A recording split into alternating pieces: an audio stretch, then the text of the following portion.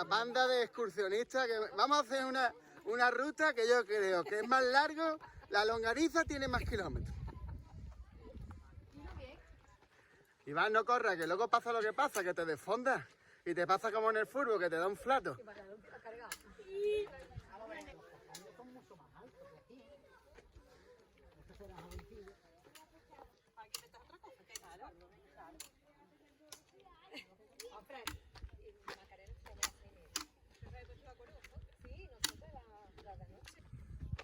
Qué bien lo habéis montado, mamones. ¿Hay un bar de por medio?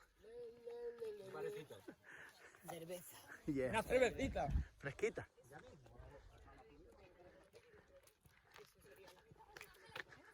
Abrí camino que voy.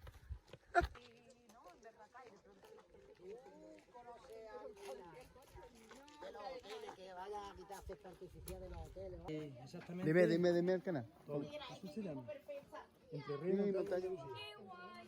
Ayer estuve en Granada, estuve haciendo los tajos del... Nos quitó debajo un señor y nos dijo,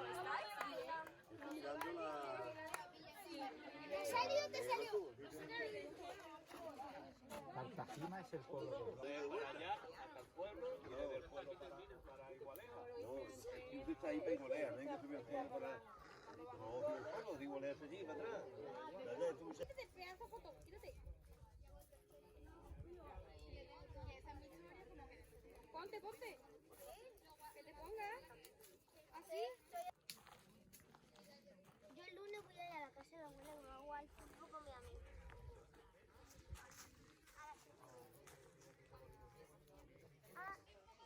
Nosotros estamos en Halloween, pero El Halloween del campo. del campo. Halloween campo.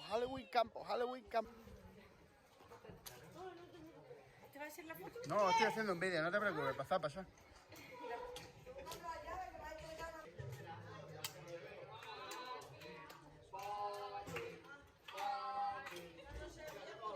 Tira para abajo. Ahora, mira, vamos a hacer una fotito y nos damos un besito. Venga. Dale una foto.